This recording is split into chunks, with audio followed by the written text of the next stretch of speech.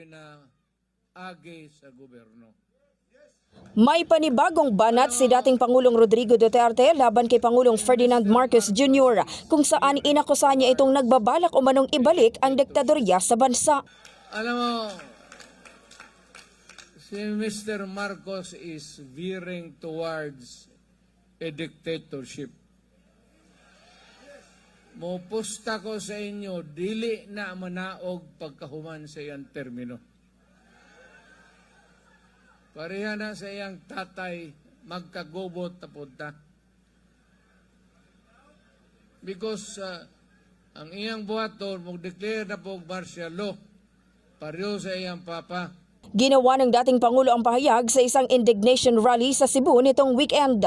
Agad naman itong sinagot ng Malacanang. Sa isang pahayag, sinabi ni Executive Secretary Lucas Bersamin na itinuturing nilang baseless at ridiculous ang akusasyon ng dating Pangulo.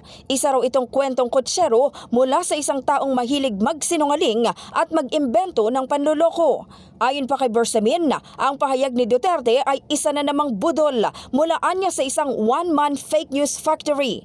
Binigyang diin ng opisyal na nananatiling tapat ang Administrasyong Marcos sa pagtataguyod ng saligang batas, pagsunod sa batas at paggalang sa karapatan ng mamamayan.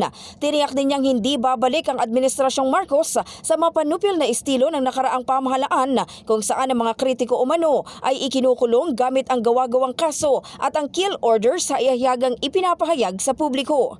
Dagdag pa ni Bersamin, si Duterte ang nag-aakusa na lumilihis patungo sa diktadorya ang kasalukuyang administrasyon, gayong sa panahon ng kanyang panunungkulan ay naging mapaniil daw ang sistema at hindi iginagalang ang batas at karapatan ng mamamayan.